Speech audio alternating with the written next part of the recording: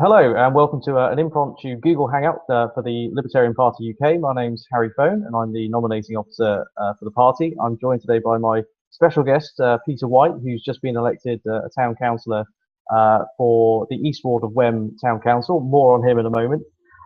Just a big thank you, first of all, though, to everyone who's donated as part of the upcoming general election campaign to help the party field candidates and leaflets and all that stuff. We're really grateful to you for all your donations.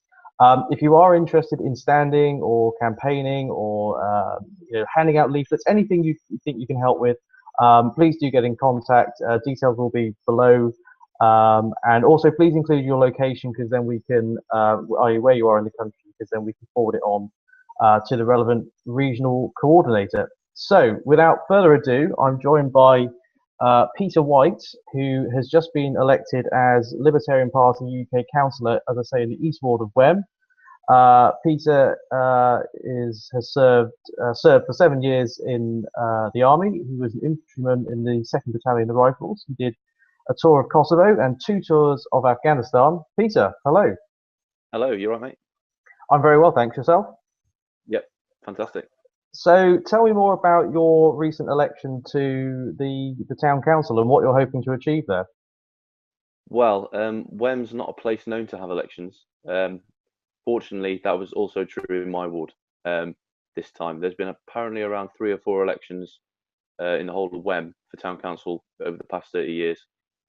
And there was only 7 people in each ward, 7 nominations to stand. If there's 8, then there's an election. If there's 7, then these people they get onto the council by default. Fortunately, there was only 7 of us, and that obviously got me onto the council. Sorry about that. That obviously got me onto the council, and we'll see exactly. Well, we've still got elections in the West Ward, but that's for the first time in a long time. But it seems to be a trend in a lot of councils. Lots of people don't get elected when they got on the council, but hopefully I can get re-elected. And it seems to me that people of Wem are quite happy to have someone new on the council representing different views. Well, yeah, fantastic. And what are you hoping to achieve as a councillor? What are some of your what are some of your manifesto pledges, essentially? Well, firstly, for me, fiscal responsibility. I mean, it's bad enough that the money's been taken off people already, but it's going to be spent on. I mean, we saw an example of waste shared by a Dorset page about I think it was Poole Town Council. They spent 30-something thousand pounds on some furniture and a foyer to the council offices when they're a very busy seaside town, and they that relies on tourism, and they close all the public toilets. They don't want to spend money on that. Instead, trying to avoid money's got to be spent efficiently and responsibly, only where you really essentially need to spend it. You know, this is other people's money using. It's not town council money. It's not government money. It belongs to taxpayers, even really, really reluctant ones like me. Well, it's the classic, isn't it? They're much more happy to spend other people's money. There's no way they'd spend their own money quite like that. So, well, hopefully you can do a really good job in Wem, and I'm sure you will. Just moving on to the general election, obviously a bit of a surprise on all of us, and we're still slightly playing catch up a little bit, and we're still writing the manifesto, which hopefully will be out sort of, well, next week we envision. So I mentioned that you served in the military. Do you want to tell us a little bit about your time in the military and what you think about the current state of defence spending in general, you know, looking after veterans and stuff like that, and what maybe a party like the LPUK can do to rectify the situation? Well, one of the first duties of government is obviously defend its people. I mean, it was pretty terrible when I was leaving. It was just kind of, as an infantryman, there's not much to do in the day anyway. But well, where I was at the time, the accommodation was okay, but the stories and on social media, etc., where married accommodation, single living accommodation, it's vile. And even worse is we can't even get decent food. We have companies like Sodexo and Carolyn Amy and all the companies like that don't provide a service, either with contracting on the married patch where people live, or in forced accommodation, and also not serving decent food in the scoff house, which is, you don't want to mess with soldiers' food. Firstly, you don't want to do that, But unfortunately, it seems that they're hell bent on doing that at the moment. But hopefully, we can review that.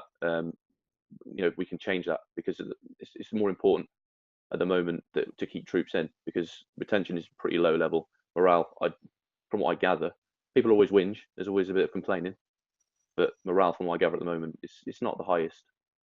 And I don't think it's going to get better, especially with the new inclusivity they're trying to bring into the army as well.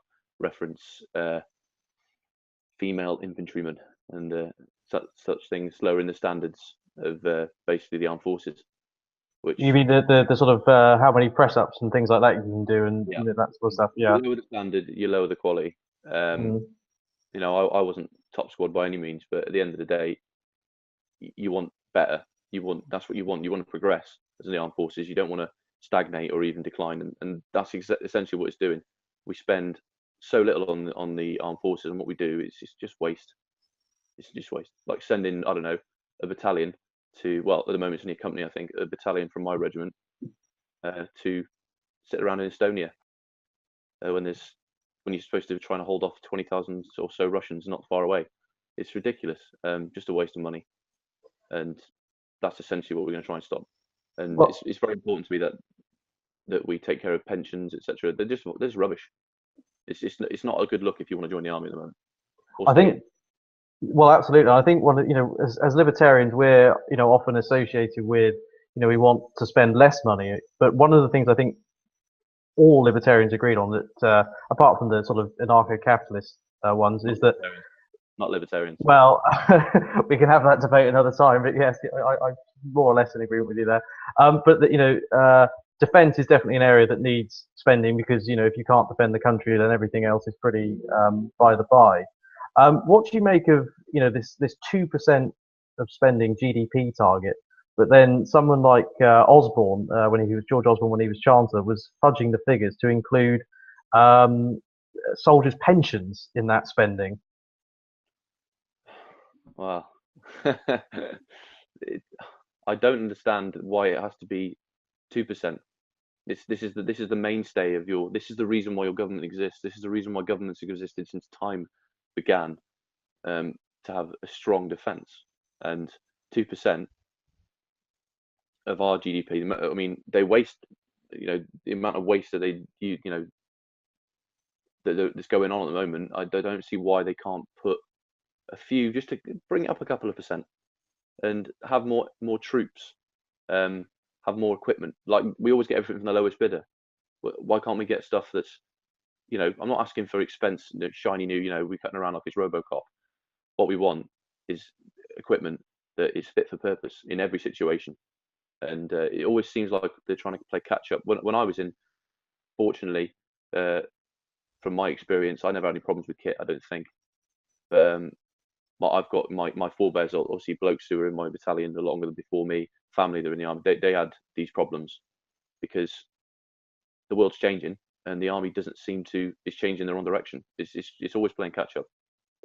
Is it the case that the argument now is that the army is at the weakest it's been in a very, very long time? I forget what troop numbers are, but I think it's 100,000 or something like that. Well, so is that what you're advocating, really? Is more soldiers, essentially? Yeah, definitely more soldiers. Yeah, I think infantry battalions. It's only, I had looked at these figures recently as well. I'm going to go off the top of my head from memory. It's only 40,000, and that's pathetic. Those are fighting. So that is their job, fighting soldiers. The rest of it is attached sounds like REME, engineers, all these things. It's not enough, especially if you're the United Kingdom. I'm pretty sure there are. I mean, probably Israel probably has a bigger army than us. I mean, yes, obviously it's a more slightly, shall we say, as classic British understatement would say, it's slightly more dangerous over there at the moment. But they've got 6 million people in that country. We have 60, and they've got a bigger military. We're top heavy with generals and admirals and whatever. We've got, I think, the US Marine Corps is something about 180,000 all in all, and they've got about, I think it's about, well, they've got less than 5 admirals, and we've got, like I said, a very, very small number of people, and we've got about 20. So you can get rid of their pensions, that'd be all right, get rid of them. but it's not, nothing's being cost effective. It all seems to be to square away jobs for the lads, and by the lads I mean the big lads, big wigs in Whitehall, rather than providing soldiers with the best equipment and the best training. Yeah, and I think so. I think it's a combination of things, really. It's more spending, but also more efficient spending of money on the armed forces. Yeah, it is very worrying, and you do wonder if we did have to be caught in some sort of serious conflict, and our aircraft carrier situation is particularly bad at the moment. And you hear all these stories in the press. I mean, we have to, they're not. You have to take it with a pinch of salt, but you've got aircraft carriers but no aircraft to go on them, or you've either got aircraft and no aircraft carriers to go on, etc. From what I was reading, we need at least 2 with a full complement of aircraft that's ready to go at any time, because we obviously have the Falklands. We've got, and obviously if in future even if there wasn't a libertarian government, if they want to poke their nose in, which they seem to be very, very interested in doing at the moment, then of course you want another aircraft carrier to go and do that. Even the amount of submarines, it just all seems to be, we haven't even got anti-submarine aircraft anymore. What's that all about? And they're going on about Russia being some kind of threat. They've got absolutely they seem to have no intention of preventing that or even countering it. We just don't seem to have the equipment at all, or even the brains to put any kind of plan in operation to even start building this stuff. We'll happily sell tanks to Saudi Arabia and aircraft, but we won't buy any for ourselves. Well, indeed. Just very quickly, what do you think about the sort of aftercare of soldiers once they come out of the military and out of doing their tours in Afghanistan or Iraq or wherever? I don't think there's enough advice given to. I mean, resettlement is decent. I mean, you can't. I mean, I'm not going to slate that. I think we're given plenty of money. Unfortunately, I wasted mine all on private security courses, close protection, which I obviously not got into. But they don't. I was never ever informed of the, these people that these transition partnerships or whatever they're called. They're not looking at trends within the United Kingdom, within the civilian world. So what's big at the moment? Well, construction, always a big thing. Yeah, a lot of squaddies get out and get their forklifts and they get their bricklaying and stuff like that, but there's no real insight and no real guidance. I think they should have guidance, because I mean, the only reason guys are leaving is because they've really had enough. Like, morale is that bad, they've had enough. That was me. I had enough and I just wanted to go. I didn't care. I just wanted to get out of there. But there was no one who put their arm around or was there available to me to go, what really is, like, what do we really need? I always got an or an ah, like, not quite sure how it is. It's like, well, you should know. You should be able to tell me where this little niche in the market where I can get into, or where I can make some money. And that's what scares people. That's why soldiers don't want to leave the army. That's the only thing retaining lots of soldiers: the fear of leaving the institution, leaving the arms of the state. That they don't want to, which is not just like a Stockholm syndrome. It's just like, it's not just soldiers, it's citizens as well. I think definitely they should. I mean, it's nice that we get priority in, I think, some housing associations, council housing, but I think there's definitely more to be done. Probably directing soldiers for when they leave, because they really don't have a clue, guys, unless they've switched on and they've got contacts, friends, which is how most people get their jobs anyway. They don't really know where to go. And if I'd have known what would have been profitable for me with my kind of level of skill, then I probably wouldn't have chosen the close protection route. I probably would have chosen construction like I'm in now. Well, yeah, one of the from our last manifesto back in 2015, one of the ideas that we put forward in there was that if you did serve in the military, depending on the time, but I think it was generally if you did a year, say, or for however many years you did, that would count towards free university or college education and things like that, rather than having to pay the ludicrous tuition fees as they are at the moment. Is that something you could get behind, do you think? Definitely. I think it'd be more profitable for universities because they have people in there actually want to learn. Yeah. Because soldiers are being quite well disciplined. it's funny, when I was 13, I didn't want to be in a classroom, but when I was 18 and I was learning about how to be a soldier, because I was interested in it, I wanted to get in there. So if a soldier wants to leave the army, he wants to do further education, it's because he wants to do it. He's not there for a laugh. And I think that you get more receptive students. I mean, I think it's definitely worth it. It wouldn't be a waste of money. It's not like now, where people think it's some kind of right for further education. It's a privilege. If you can afford it, go and do it. But I would say we'd like it to be more affordable. That's because there's less competition. Obviously, student loans drive up costs anyway. So something hopefully we could change. But definitely something like that for soldiers. I think it's money well spent anyway. Well, absolutely. And we are still working on these policies, and they're going to be in our manifesto. But one of the things that amazed me about the Libertarian Party UK was just the amount of ex-servicemen and I believe current service personnel that we have in the party. So it's an area where we've got a lot of knowledge to draw from, a lot of experience. So it's the natural libertarians, Harry. What makes you say that? They're 5 years old. They're treated like they're 5, but they're 25, and they've got confidence. They want to better themselves, and I think it's especially people that want to leave the army. They're confident in their own ability, and they want to be part of the world and make a difference. They want to graft. They actually want to put the work in, which is why I think I came to it anyway. Just cause I'm a bit of a rebel as well, really. But yes, I think that helps. Yeah. but definitely, I mean, I think soldiers definitely be attracted to libertarianism. I think they are. They just don't realise it. Yeah. So just going to start to sort of wrap up now. Turning attention towards the upcoming general election and the potential result. Have you got any thoughts about which way you think it's going to go, or could Corbyn surprise us all and get 400 seats or something like that? How do you think it's going to pan out? I think Chairman May will get a bigger, much bigger majority. I think I read an article today, and something that another party member, Andrew, had mentioned about.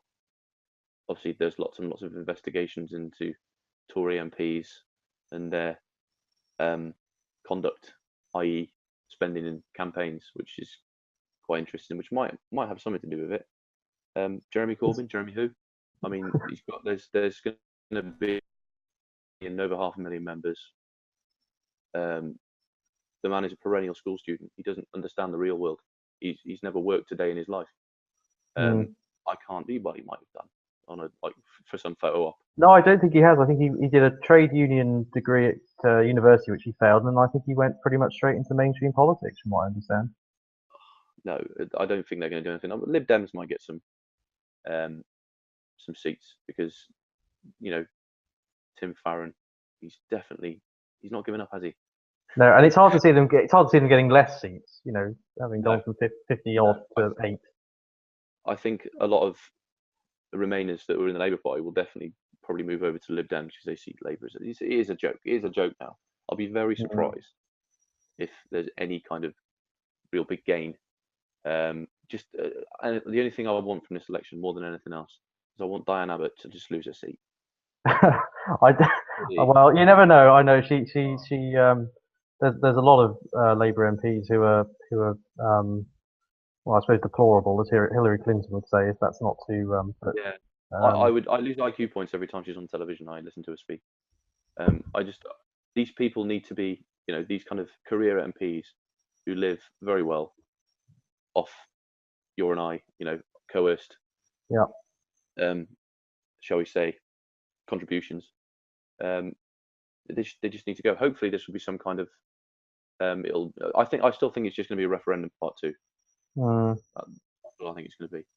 We're going to get a lot of Remainers going to Lib Dems, and I think we're going to get a lot of people going to Conservative. I don't think if Labour do very well, I'll be very surprised, and I'll shut up about politics because I obviously don't know anything about it. Well, yeah, you can never quite be sure, but no, I think you're absolutely right, and I think your point about some MPs who a lot of people don't like and who have been career politicians.